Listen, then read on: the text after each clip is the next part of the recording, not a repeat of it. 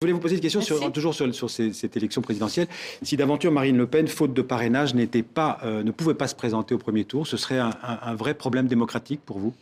Ce serait en tout cas pas bien, parce que j'estime que quand un courant est légal, hein, il y a eu un débat à une époque, faut-il que le Front National soit sorti de la légalité? Il se trouve qu'il est légal et qu'il pèse autour de 15-17%.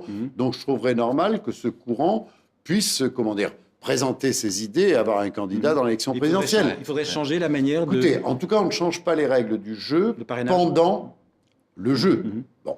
Après, il faudra peut-être se poser la question de savoir si un certain nombre de citoyens ne peuvent pas parrainer. C'est bien qu'il y ait des règles, parce que sinon, il y aurait 150 candidats, tout serait faussé.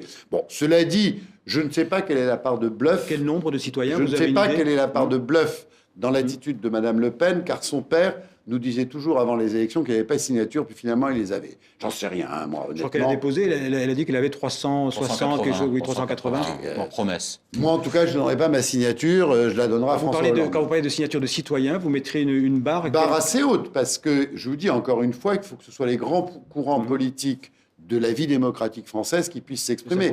S'il y avait 150, j'en sais rien, je ne vais pas improviser comme ça une réforme constitutionnelle. Peut-être que vous y avez réfléchi. Il ne serait pas idiot, après l'élection présidentielle, que le nouveau président réunisse un certain nombre de juristes, de responsables de formation politique, pour se poser la question. De 500 000, ça pourrait être une... Je ne veux pas improviser sur des sujets sérieux.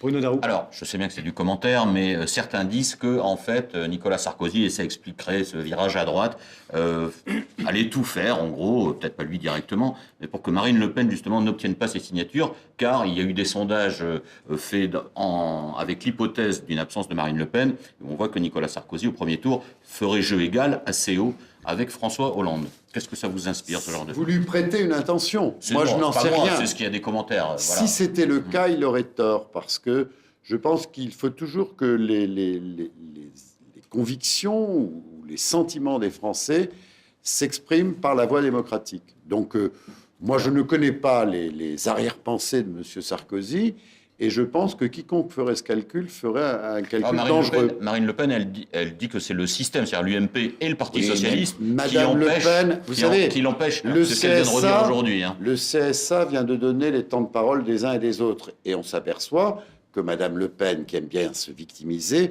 parle autant que les autres. Et d'une certaine manière, elle fait partie du système. Moi, je ne me sens pas du tout conformiste. En même temps, la démocratie sont des institutions, des représentants du peuple, et cela crée une société. Quand ça commence à être sclérosé, ça fait du bien de faire passer de l'air. Mais voilà, Madame Le Pen, je ne la prends pas pour quelqu'un qui va faire avancer le progrès. Non, il nous reste moins de 2 minutes avant la